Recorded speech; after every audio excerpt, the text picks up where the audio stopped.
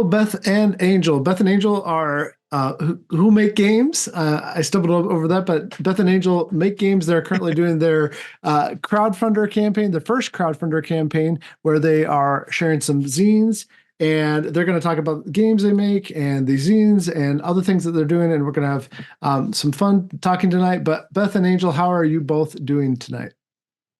Oh my goodness, you mentioned the zines. It's so many zines. Like we started off with the premise of it being like we're going to do 16 zines this month. It's like, one each every 4 days and then we're going to do one each on leap day. And then we had this premise where like if people got us to like $1,000, then we'd do another four of them each, four of them total rather.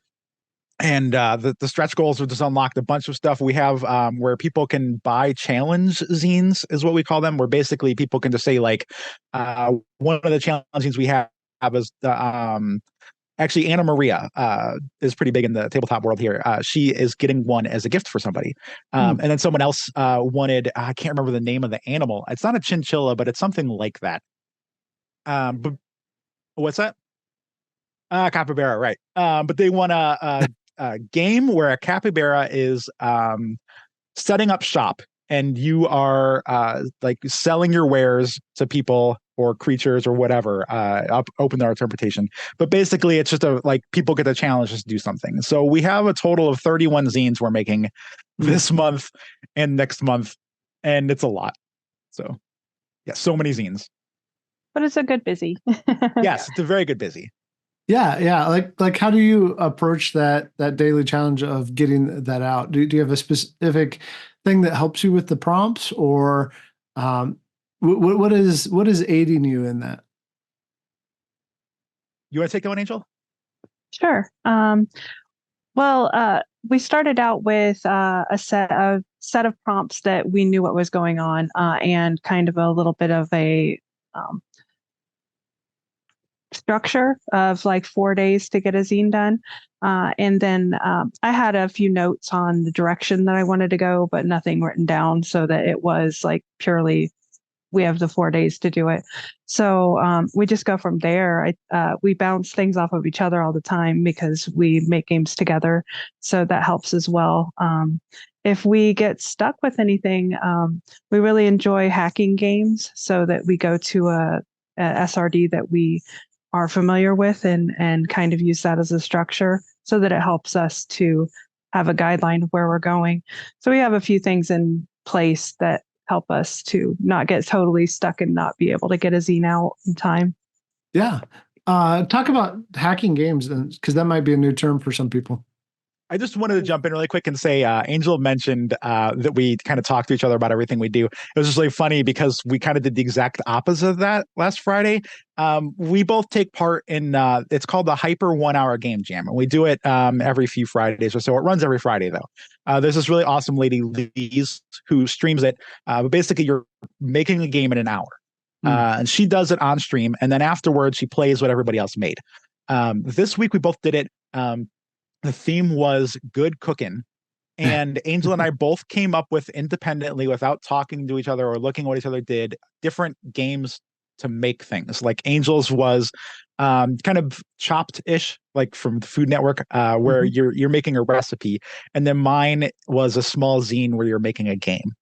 It was just really funny that we both did basically the exact same thing, and they're very, like it's just good cooking. So it's like it's very food centric in both cases. So we almost made the same thing just for different categories. But Yeah. so you said about what a hack is. Angel, you want to take that one too? Sure. On HIO, they do a lot of different jams, and there are a lot of different people that have system. What does the SRD stand for? System reference document. Thank you. I was spacing on that. Where you have kind of the bones of a RPG, so Mhm. that it tells you that if you use a deck of cards or dice or just the type of little bit of rules and structure of the RPG that they've made. And then they tell you how to make that, and you go from there. You put your own theme in it. You put your little twists, whether you want to add that, okay, this game uses a full deck of cards. I might only use half of the deck of cards, or I might use them in a different way than they did to make it my own. And then you just give them credit at the bottom that, hey, I hacked this game to make my own. Yeah, that's pretty cool. So you've had both of you had experience. You did this thing called Mini Zine July 2023. How is this experience differing from that so far for you both? Actually, it's probably going better. When we did Mini Zine July 23, it was actually a little more easy. It was a zine every 5 days, whereas ours is a zine every 4 days. I didn't start till like 2/3 of the way through. And so I made the 6 or 7 zines that I made within like 10 days or so. Whereas Angel had actually taken the time to do it the way you're supposed to. But with that said, today is the 12th, and we have 3 of the 6 zines done that we're supposed to have done at the moment. So it's but we both. have some of them started. It's true. We do have some started, and we have some really exciting ideas for the. I think that's part of the problem is that the idea of making a zine in 4 days, especially if you actually have a life, is that you have a few hours, maybe 5 to 10 hours per zine each, like with like work and housework and all that stuff going on. But we both came up with some really cool ideas for the 5th through the 8th prompt, which was wanted, dead or alive. Angel, do you want to talk about yours? Because I don't know how much you want to reveal of it, and then I'll mention mine from there. For mine, I wanted to do something that was definitely Wild West, because we had the wanted, dead or alive, but I wanted to have it be a journaling TTRPG. We've kind of found a little bit of a niche with that. We enjoy writing, so we like to do writing prompts for people. Mine would be where you're a bounty hunter. You come into town and it's a gambling town, and I'll reveal that. But what I want to do is when you're laying the cards down, it'll end up being kind of unspoken, but it'll be a hand of poker. So you deal out the hand of poker with the river, and as you turn them over, you're using the cards for prompts for the game, so that you are clearing the town of the outlaws that are happening there. You get hired by the mayor, and as you go along, you're writing your story about what goes on with that. And at the end, the poker hand, depending on whether you won or not against the other hand that you dealt out, would kind of dictate whether the person was taken dead or alive. That's interesting. That's making me think of a lot of things. I'm kind of distracted now, going off imagining some of that. You mentioned before, which is why I haven't gotten it all written yet. Okay. Yeah. Well, do you? Are you a fan of Westworld at all? Did you like that at all? Yes, we love that. Okay, because we were talking before the show that you like sci-fi, and specifically with what you were just describing, I just thought of a whole nother layer and tangent that could go. But anyway, we'll keep going. That's great.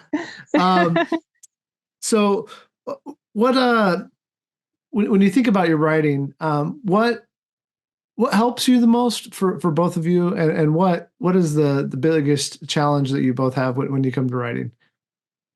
I know for me, probably my biggest hurdle is just that internal perfectionism. Like, I know a lot of game developers are the same way, or writers or artists or anything. You just kind of you get this idea in your head, and it's like, this is going to be the best thing ever. Like, this is my legacy. Like, it's, it could be like a hack of Yahtzee. It doesn't matter. But in your head, it's like the most epic thing ever. And you've got to get it perfect. Like in your head, it's perfect. When it gets out of your head, it's got to be perfect. And so there's just that massive hesitation at first of whatever I put down first is guaranteed to be imperfect. I have to then salvage it and try to make it into what's in my head. I feel like that's always my biggest hurdle. And once I can get past that, that's why we really like the things like that Hyper 1 hour jam, because there isn't time for that. You have an hour, you hear a theme, you have to make something full in an hour, upload it on itch, throw it into this jam. So there is no hesitation because you just have to do it. And I feel like that's the thing with these zines too. Like, having 4 days means you're just gonna make something. As far as like what helps me the most, I honestly think for the most part, when I start a game or a zine or whatever, a lot of times both the same anyway. Like there are zine games, so like those two things are both zine games anyway. But with games, I think the biggest thing is just playing other games, or especially on itch, there are 8 billion games out there, and a lot of people make them free or like have community copies. So it's really easy to just like you click through a couple of profiles, like this one looks neat, you click into it, and you get an idea from it. Like, hey, I made one fairly recently called the Shopkeeper's Saga, and it's based on the second guest system. And also, I'd found this SRD. It's just called the Domino Crafting System, and just from that title alone, I was like, you can make stuff with dominoes. Like, I have to play this. Like, I have to check with this thing out. It was really short. It was only like maybe like 2 pages basically, and it just basically said like, do whatever you want with dominoes. Like, make that a system. And so I did that. And so like in that game, you're running around. You are a shopkeeper in basically like the final dungeon of a dungeon crawl game. And the hero is there, like working their way through the dungeon to take down the final boss. But you don't care about any of that. You are a shopkeeper who's just trying to like make ends meet, basically.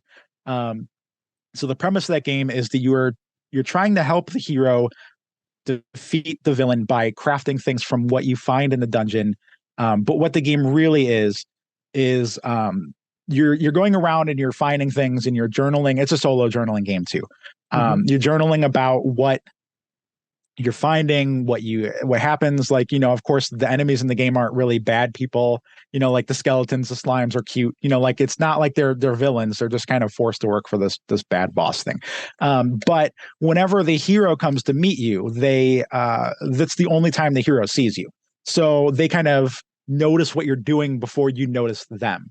And so it's kind of like, what kind of image are you giving the hero of who you are based on these few little moments that they see you? Yeah. And I just think that's really neat to take ideas from elsewhere and you just kind of squish them together, because there's so many amazing ideas already out there. And so many people are doing just incredible things in the TTRPG lyrical game world. And just like, you kind of celebrate that and also share it and make it your own too. How about you, Angel? That's one thing for me that I always have to make time to, do that, like get in there and check out other people's games, read more, take in things, because the more you take in, the more you have to draw from. When you kind of live a smaller life and you're getting your work and your chores and not taking that time to absorb, what is now and what is being done, you don't get that experience that you need to be able to put that into what you're writing and what you're doing. So the more you take in, the more you have to apply later on for each of your games, and then you can grow. That is one big thing with the Hyper 1 Hour Jam. Beth always gets them done. I can't believe sometimes it blows my mind. She can get a game done in an hour. And I have finished some games for the prompts, but a lot of times I don't get it done in an hour. And it is that perfectionism, that I want to, make it perfect. And I kind of let that go this week, and I did get it done. And Lee's plays the games after the jam hour is over on stream. And so sometimes if your game isn't played right away, you got time to edit a little bit. So I did that. But we literally like hit submit 30 seconds before the jam closed on my game. And it's like, okay, now I have to fix a couple things. Oh my goodness, there's typos. I got to do this, but I had to let that go. I just went ahead and I got it done. I was proud of myself because this is the first time I put out like a whole, 1 hour jam game. I did it, so it's just having the things to draw from, letting that anxiety go of like being in your head of like, oh, I could add this one more thing. There's always going to be, it's always a work in progress that I can add something else or I can, update it. So it's just that of, how big do you let something get, and wrangling it in and making it its perfect thing, or, moving on to something else. Yeah. Angel mentioned experiences too, and I think that's we both started with tabletop games before we got into TTRPGs. We found them. I think it was the tiny library where we first started with TTRPGs, where it was basically just you had to make a game on a business card, which like, especially coming from the tabletop world where it's like, you have all these dice and everything to play with, like just having a business card and nothing else. Like, I think you were allowed to have like a standard die where people could use it. And that was it. It was just the like wildest idea. And then after that, there was, I don't remember which one was next. Maybe the one-page RPG. Which in the RPG world, it's the most confusing thing. One page is 2 pages because they count the back of it. It's like one sheet. Right. But anyway, I just think that the RPG world is this massive place where you can, like in tabletop world, you're taking like a year and a half, even more to like, you have the prototype, you play test it, you bring it to like a bunch of different conventions, you play test it with more people, you play it online, play test with more people, and then maybe you'll get published. In the TTRPG world, like, you can make a game in an hour, you can make a game in half an hour, like any kind of time frame. And so I think that having experiences does go a long way. Like I've made games based on like, I get the daily Stoic emails like every day. And there are times where I'm like, I really like this point, this was actually really helpful to me. It reminded me like, you know what, like every time you say yes to something, you're saying no to everything else. I need to remember that. I'm going to make a game about it. And, I'll take that day, and in that day I'll do the layout in Canva, like write everything, like proof it, send it to Angel, she'll proof it. We'll make a nice itch page for it, and that's out. And like, like just that one little pull of experience, like is this thing out there. And it's so wild because like our Patreon's kind of been taken off a bit more recently because we've been focusing on marketing it. And like the other day, a woman told me that she was playing a game of ours called Fit in 150 Minutes. It's basically just like a set of cards that you fill in boxes when you do 5 minutes of exercise. And that's the whole thing. Like it has, the CDC recommends 150 minutes of exercise a week and 2 strength training sessions. So it has that on it. A good friend of mine, Rochelle, a good friend of ours, Rochelle, that did the art for it. And she said that she hadn't been doing much exercise, and she was really surprised that she managed to push herself, and she filled in like 4 boxes that day. And then like a couple weeks later, she messaged me again through the Patreon and said that like she got some new sneakers, that she's excited to go for walks outside and do these things. And it's like, I don't think there's anything more amazing than having an influence over somebody like that, and just kind of showing people that like things are possible.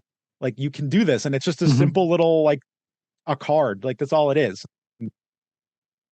People take that and they run with it and do amazing things. So like experience is the huge part of it. Yeah. That's what I love about doing different jams as well.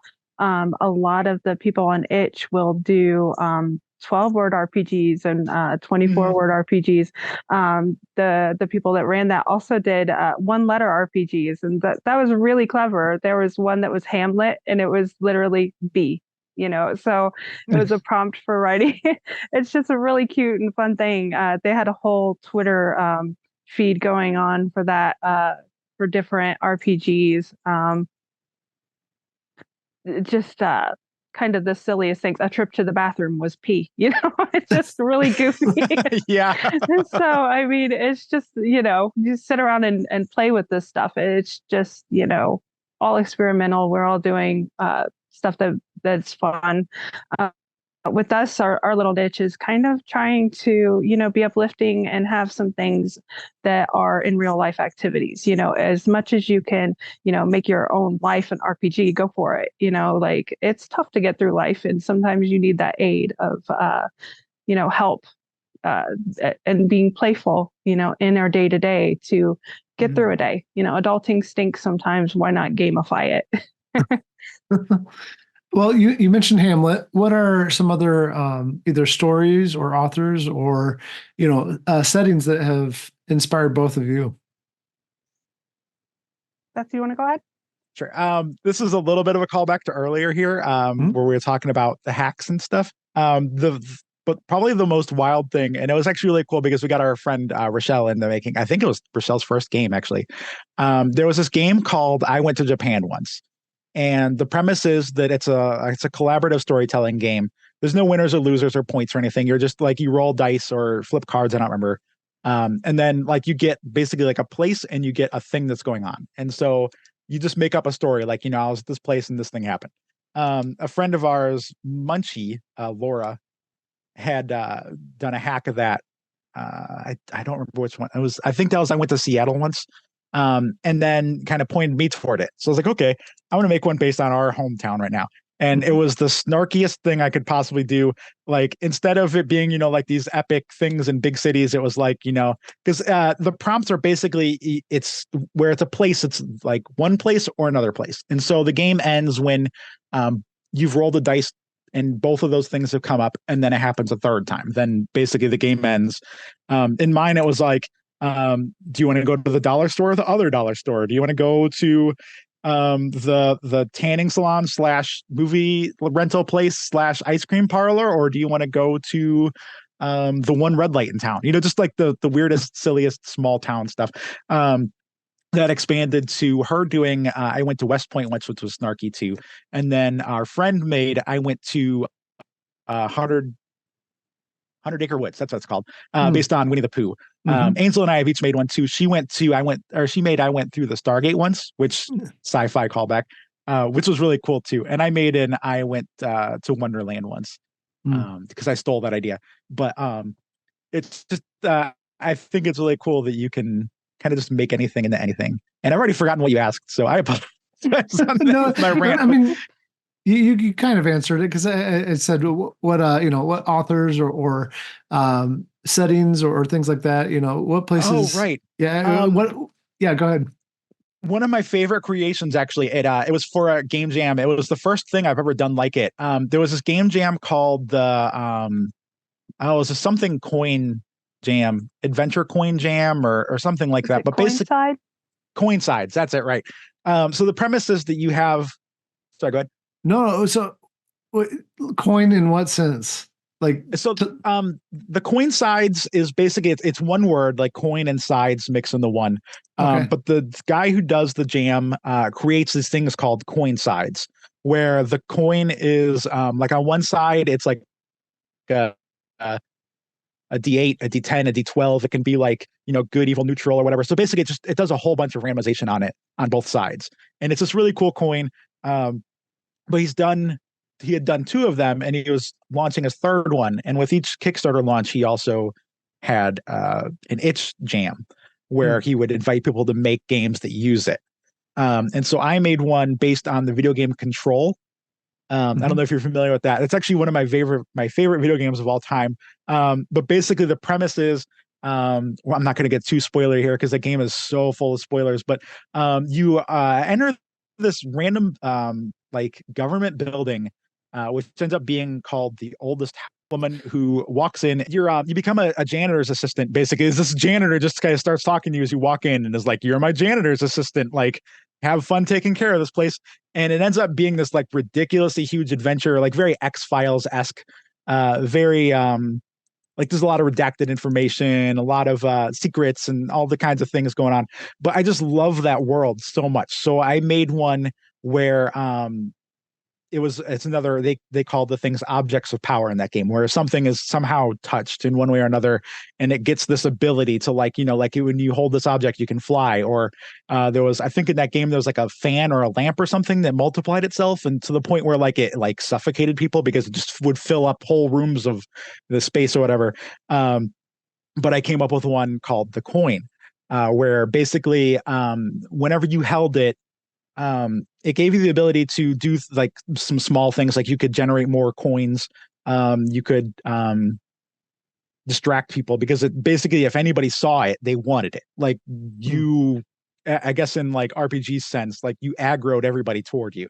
So like everybody wanted that coin, and the world had like 3 factions that were fighting over it, and you had to do this within like 2 to 3 pages. So I fit it the best I could.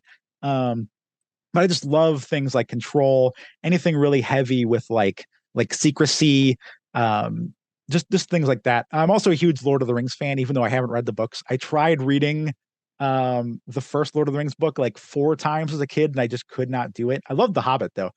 But the movies are great. I love the worlds. I love the video games based on it. I think that the idea of it is fantastic, and I think that stories are really cool, that they can exist in all different sorts of forms like that. From an early age, I've really loved reading. It's something that my mom even told me a story that when when I was younger, about 3 years old. She found me crying in front of my bookshelf and asked me why I was crying. And she found out it was because I didn't realize that I was going to learn to read. She had read me books, and I didn't know that I was going to have that ability someday. I was jealous that my mom could read the books and that I didn't understand them. So she told me that I was going to be able to read. And I from there, I got super excited. Uh, I'd always make the librarians laugh because I'd carry so many books out that, it would be bigger over my head. I loved books, and it's something that I did all the time. I think poetry really was something that I connected to when I was in elementary school. Our teacher read Shel Silverstein, and I loved those books and how playful and goofy they could be. You heard poetry that was very serious, and sometimes as a kid, you don't connect to those, heavy words right away. And so that Shel Silverstein, having those silly rhymes and those silly stories really had me writing a lot. At a young age. And from there, I was a moderator for a poetry site. That's how I met Beth, was on that site. And for some of the zines that we make, I end up putting some of the poetry that I wrote from that site on there and making them in zine form. I do enjoy that. Try that to have that be uplifting as well, and kind of my own perspective. I don't think that I'm, by any means a professional poet or anything like that, but it's something that I connect with and like to do. That's really cool. When you think about things that you both are playing right now, I didn't give you a lot of lead time with this, so you can answer how you want. I know that Beth has an answer and Angel has an answer too that I think we are both curious about. But what's the best, worst thing that you have played? Angel, you have to go first because I only heard a little bit of your answer and I really need to know this story. So, okay. So, best worst game. It is not a worst game by any means, but that would be Beth and I both work for Weird Giraffe Games. So hopefully this don't get me in trouble, but it's Fire in the Library. Anytime I've played that game, I get an early lead. I do really well. I'm like, hey, cool, this is the greatest game ever. And I lose horribly every time. It's like, what happened? Where'd this go? There's a great catch up mechanic in that game, and it gets me every time. I think that's mainly the reason. It's the, love to hate kind of thing that, I don't always have to win, but dang, do I always have to lose? oh my goodness. Yeah, I totally will push my luck like crazy early in there and then like get all the tools. And then like later on, you just have this like one really amazing turn where you're like, yeah, I get 5 extra points from this book. I get like 7 extra points for this one. This one's doubled. And oh, by the way, like that fire didn't actually burn me because I have this that saves me. So like, yeah. And then she's like, hey. Are you like, you two are your main gaming partners? Like do you game with anybody else, or is it mainly just you two that are playing games most of the time? Well, mainly we started really getting into games and stuff around the pandemic. I mean, we enjoyed them before that, but yeah, it mainly is the two of us. We play a lot of 2-player games. We'll go on BGA and play with people sometimes, and I'll pull my family into game nights every once in a while. When my sister lived here, we also had her 3 kids. So the house got crowded. We had to entertain them somehow. We'd pull out games for them. We'd play more physical games like Strike a Pose and things like that so that they'd have more fun. I do love, we would do game testing every once in a while as well.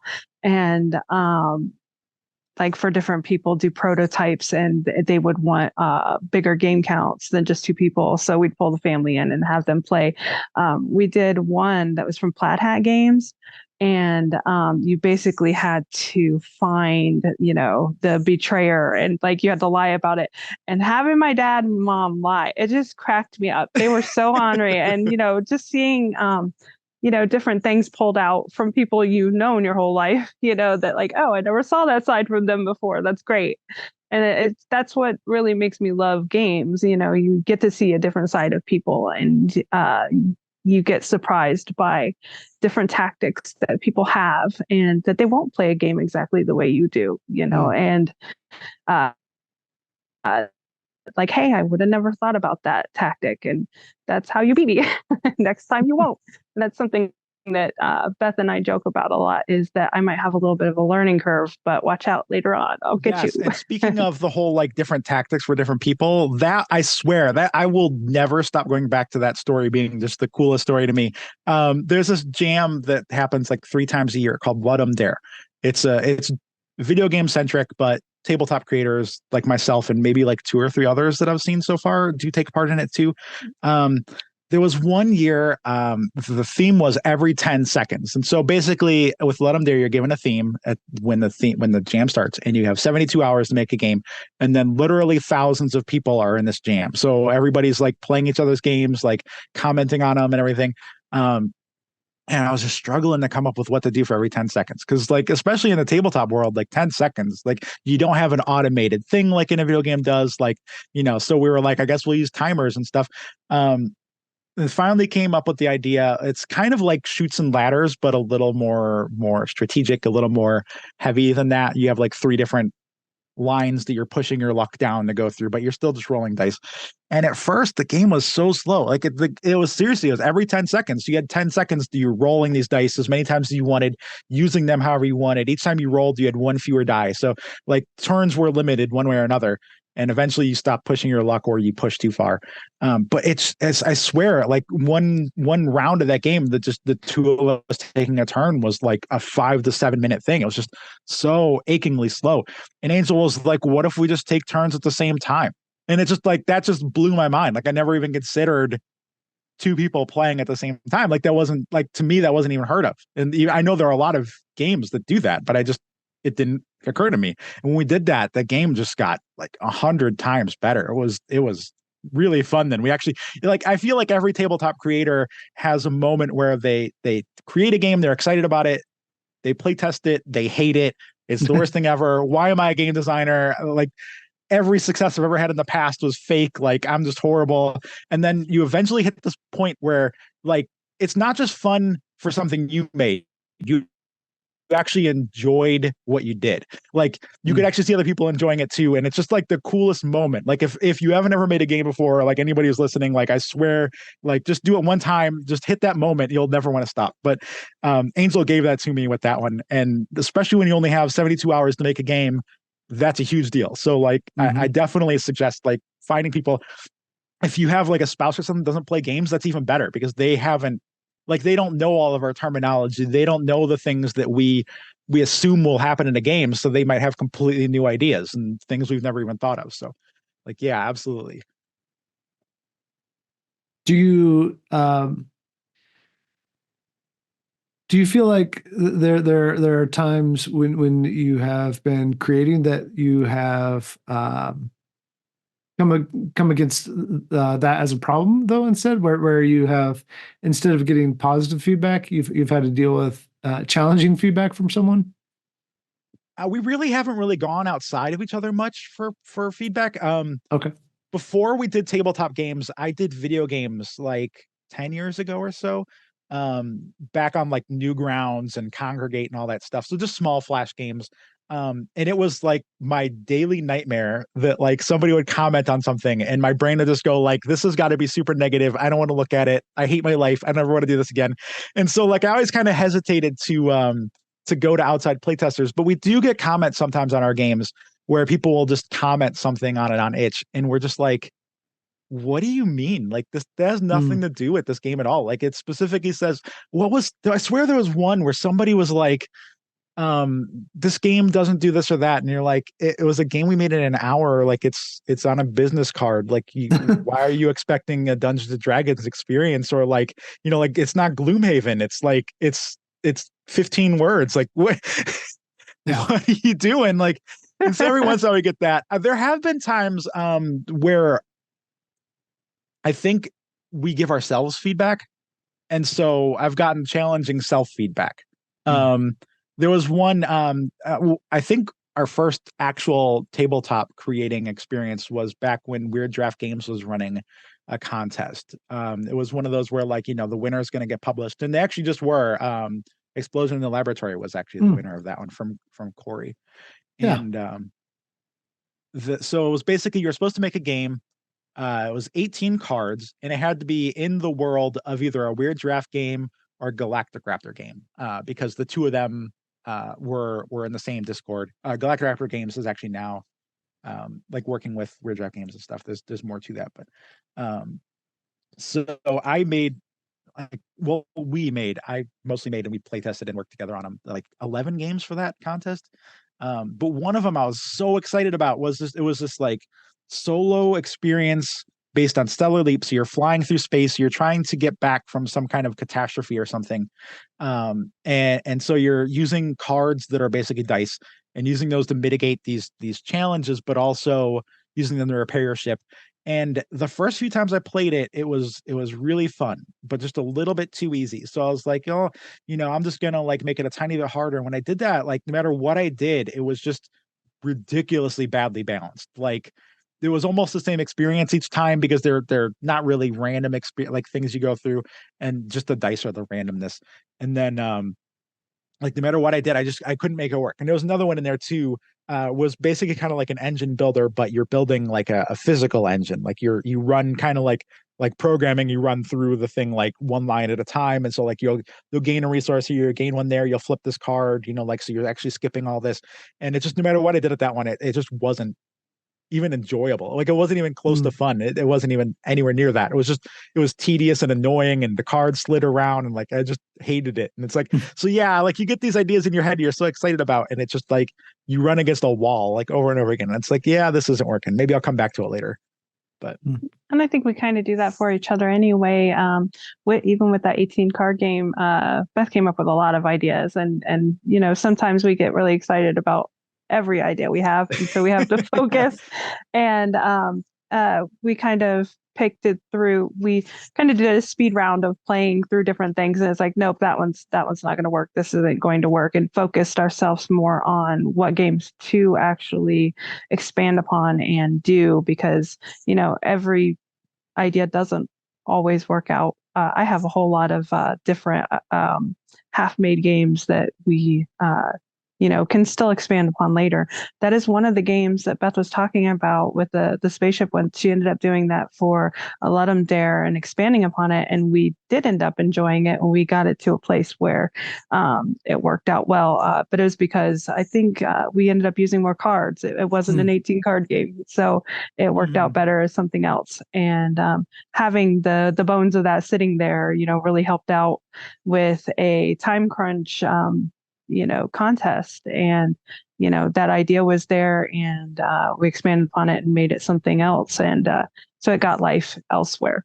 That kind of thing helps out. We do go to friends sometimes and ask them to look over stuff, or we'll co-write with things. And but yeah, we kind of try to avoid that whole like throwing it into the fire and like seeing where it goes at this point, because either people are going to have fun with it or they're not, and it's not something that we're mass producing. So it's not what we're looking for at the moment. If we do like a published zine or something like that where it's not self-printed or is going to the press, we'll look for things like that. But at this point, we enjoy the people that are there in the little community we have built that do enjoy the things that we make.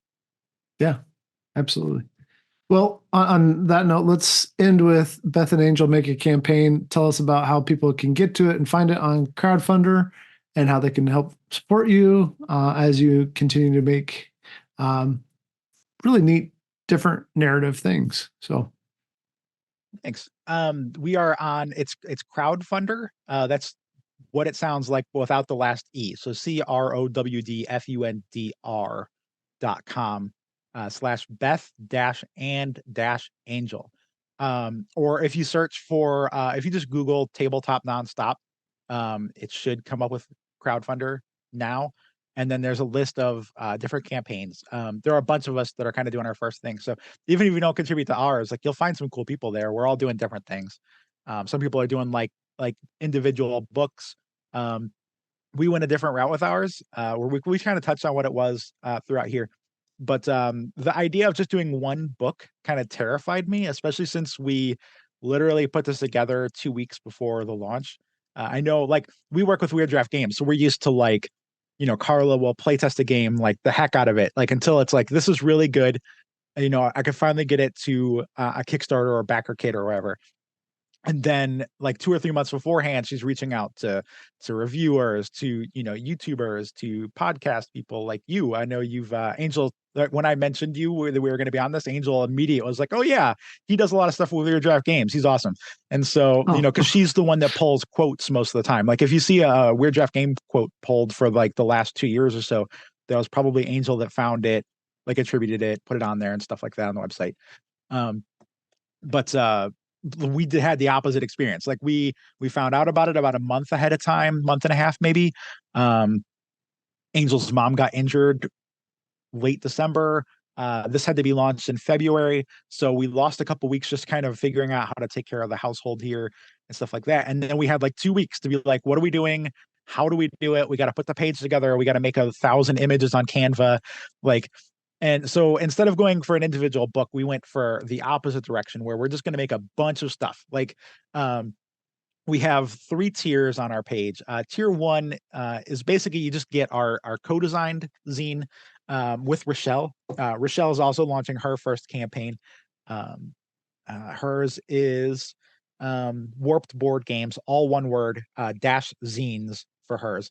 She just put out an update, actually, by the way. It has the cutest freaking Eeyore on it, because she's doing a zine version of I Went to 100 Acre Woods, and it's like the sweetest, cutest thing ever. If you have kids, just go buy that right now. But we are doing we're doing 2 co-designed zines with her, where I think each one's gonna have at least 3, if not 6, 24-word RPGs in it. Angel, I think, already made hers because she's on top of everything. And I've done none of them yet, but we're they're going to release afterward. But tier 2 is basically where all of our stuff is. We're doing 16 zines throughout February, one every 4 days, and then we're each doing one every 4 days throughout February, and then we're each doing one on Leap Day, which is going to be voted on by the people that contribute the most on our Patreon, which is $10 a month. They're going to vote on basically polls, and then whichever one wins, we have to make a game for, or a zine for, in 24 hours. And then after that, we're doing what we're calling challenge mode, or extra mode. Wow, I just realized I did not fix that on the campaign. It should have been extra mode. But anyway, they're challenge zines basically, so people will challenge us to specific things, like I mentioned earlier.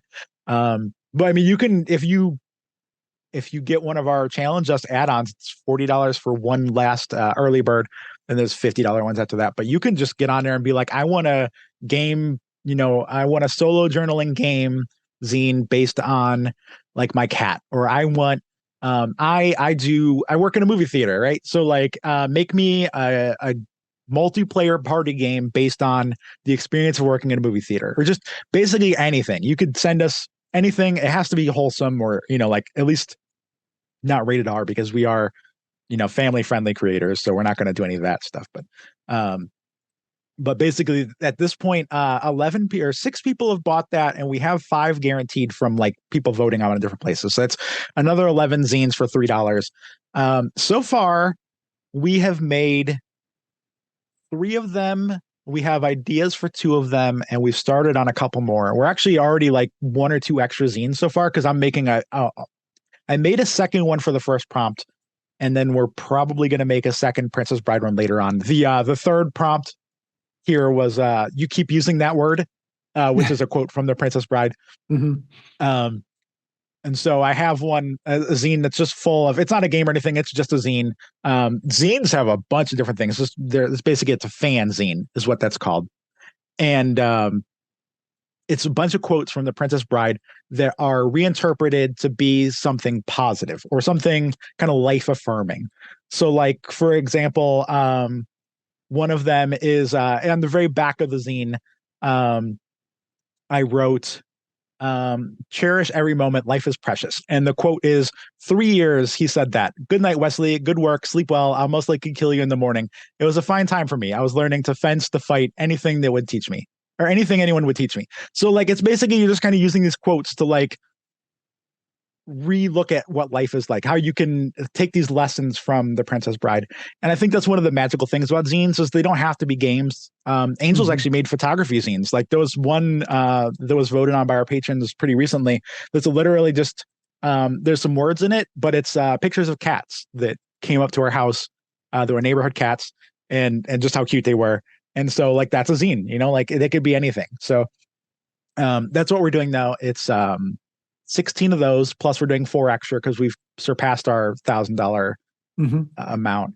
We're each making one of those for each, and we have all different kinds of ideas. We're trying to mix it up so people who take part in it will kind of see what a zine can be. For $7 right now, you're actually getting 45 things because it's 20 zines. No, I'm sorry, it's the $10 one. For $10, you're getting 45 things. It's the 20 zines for the first part. It's 11 more. We're giving away because we've reached stretch goals. People also get like 7 bookmark games. There's an exclusive thank you zine.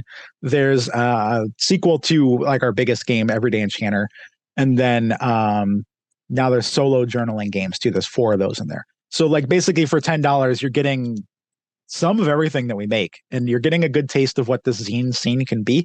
And I just think that not only is it cool that zines can be anything, I think it's amazing that we have a video on here of how to fold it, but actually that video is like a 5 or 6 minute video where they show you how to make one. Like you can handwrite a zine and scan it in, and you've created something.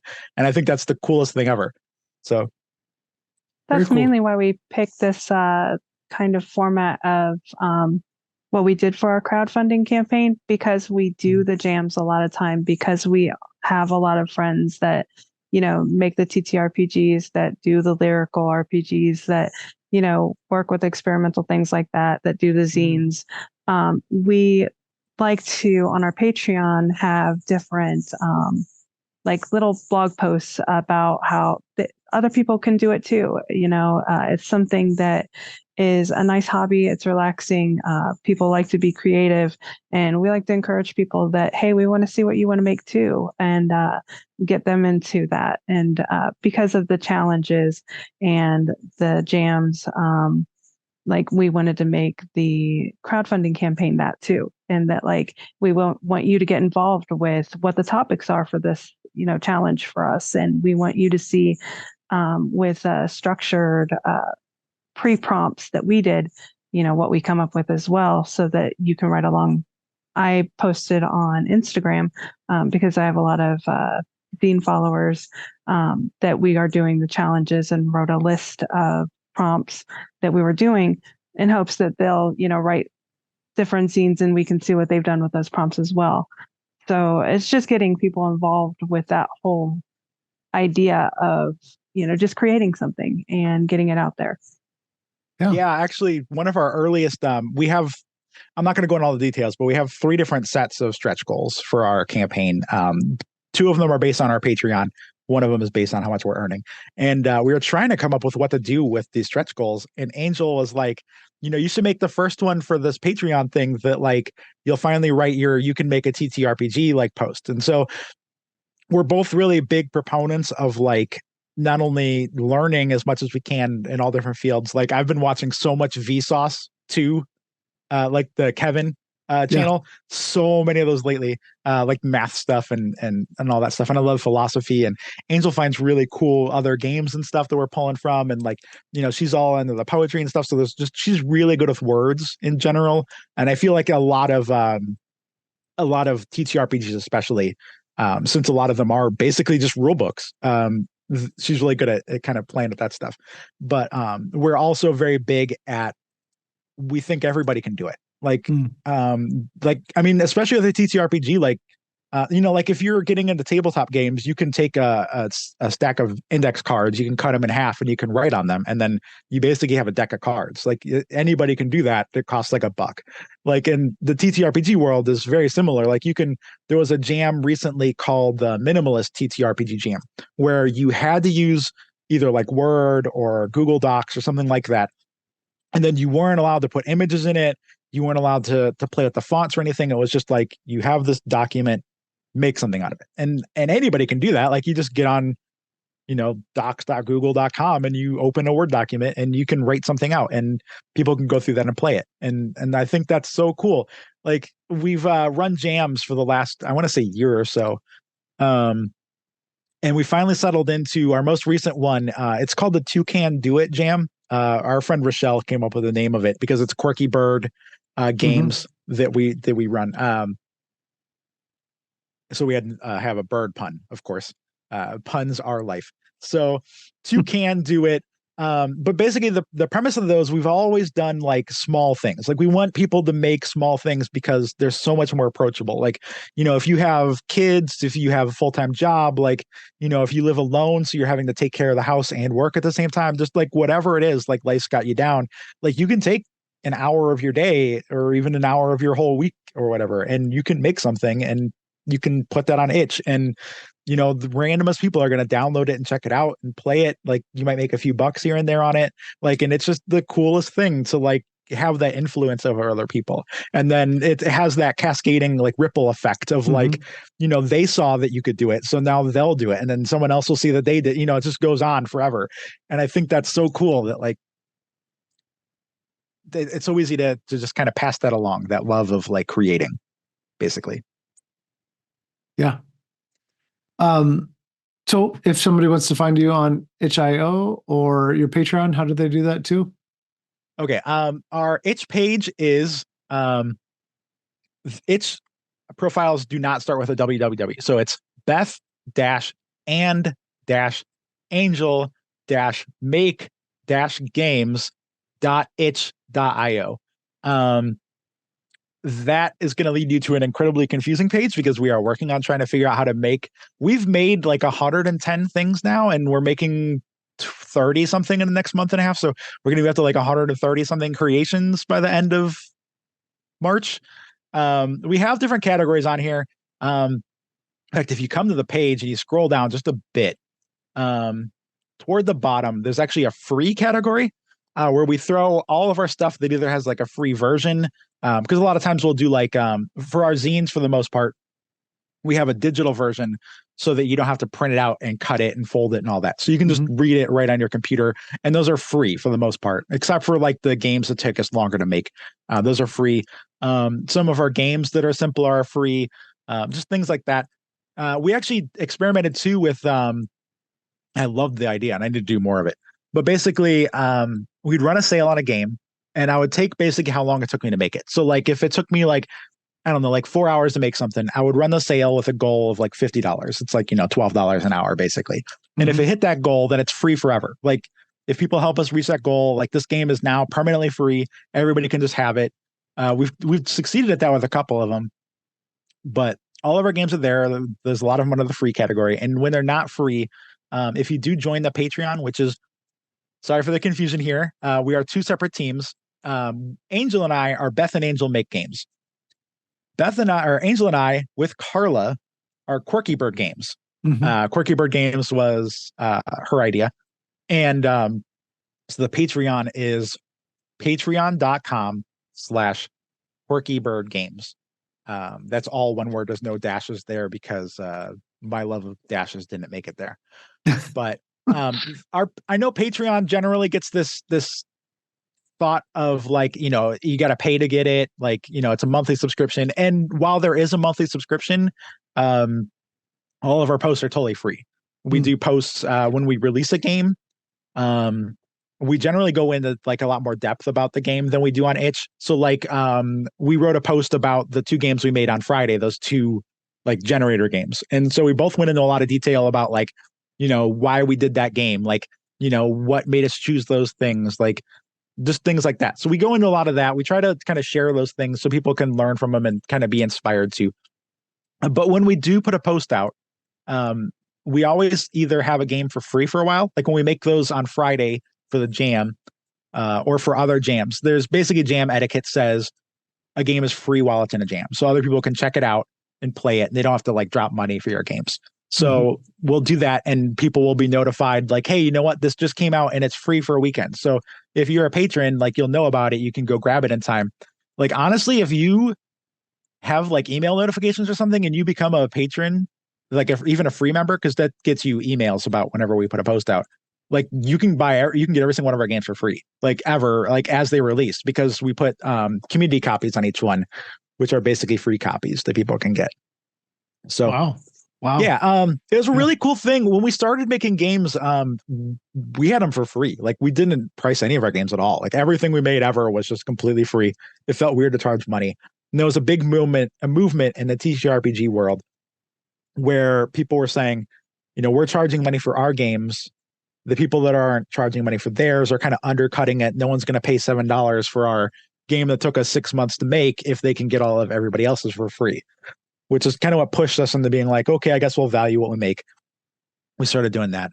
But a lot of people kind of got around that with these things called community copies. If you go on an itch page and you scroll down toward the bottom, a lot of times the game will have what's called a community copy on it. And what that means is you can click that button and you get it for free.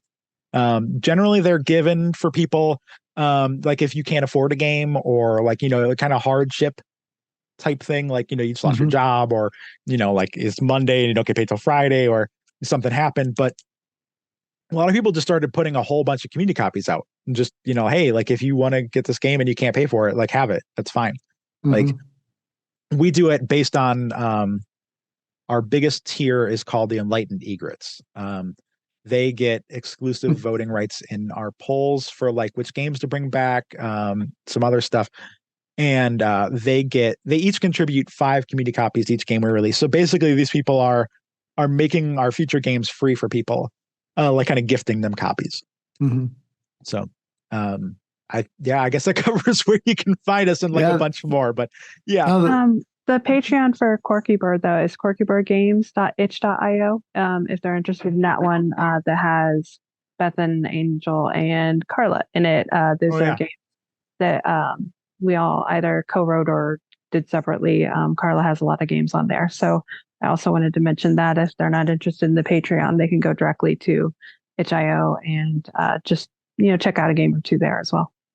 Yeah, if anyone's a big fan of Carla's work, I'm wondering if you can just Google it. If you just search for the words "loving accountability," Carla Kopp, I think it'll come right up. Maybe not. It was like the 4th result is Quirky Bird Games. But anyway, she made a game called Loving Accountability. And the premise is that it's really hard for us, especially her, because she's ridiculously busy. I told her that when we first started working for her, that she's the busiest person I've ever known.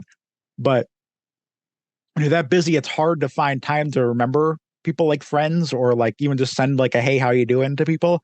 And so she made that as like basically an in real life activity to reach out to people and like reconnect and maybe gift them something or ask them how they're doing or whatever. And it's just like a really cool thing. So if you're curious about what Carla makes, like there's that one as a really great place to start as far as the TTRPG world goes. Well, I want to thank you both. And for those listening, I hope you can support Beth and Angel because there are so many cool things going on there. Yeah, get something for free, but also support them as you can. Anything else you both want to say before we sign off? I appreciate your time. And I think we covered a lot of the stuff we wanted to say. Yeah, I am a very talkative person and I don't think I missed anything. So yeah, I think that covered it all. But I guess just to reiterate, like seriously, if you're listening to this, like congratulations for listening to me for so long. But also, yeah, if you ever like literally ever considered making a game of any sort, like just try it. Just put a piece of paper on the table and grab a pen and write something. And you can just describe an activity and it's a game, like if you try hard enough. So like do it, give it a shot. Really cool. Thank you both. And best of luck with the campaign. I'm looking forward to seeing how it all wraps up. Thank you. Thanks, you too. It's been amazing. Like we like jumping a bunch in here anyway. We launched it figuring we'd make like $20 from my mom and that's it. And we're actually at like 1,200 and no, it's 1,300 something now. It's just been mind blowing the number of people who are really supportive. So like we've definitely appreciated it. And it's like one more point to anybody listening. If you enjoy anything ever, like tell the person who made it. Like, and I'm not just saying me, but like literally anybody. Like it could be a waiter, it could be, you know, they had good service, it could be, you know, like somebody who made a documentary. Like just send them a message like, hey, especially small creators, let them know that, because like when we get a little, like even Carla, like we actually have a special channel in our Discord server that only a few of us can see. Whenever somebody says something nice about either Angel or Carla, we actually save it in this Discord channel. And then whenever we get depressed or, you know, feeling tired or imposter syndrome, we just take a look through those channels, and it's super empowering. So like, if you ever have anything nice to say, anything about anybody, if you think that Christopher here is an awesome podcast host, like let him know. Like that'll encourage him to do more of this stuff. It'll, you know, like when he's having a rough day, he'll remember that and be like, oh, you know what? Like, yeah, you know, I do reach people. You know, this is great. I will continue doing this. And so like, yeah, seriously, do that. I even made a game about it. So yeah, do that thing. Thank you, Beth. You both have a good night. You too. too. Thanks for having us.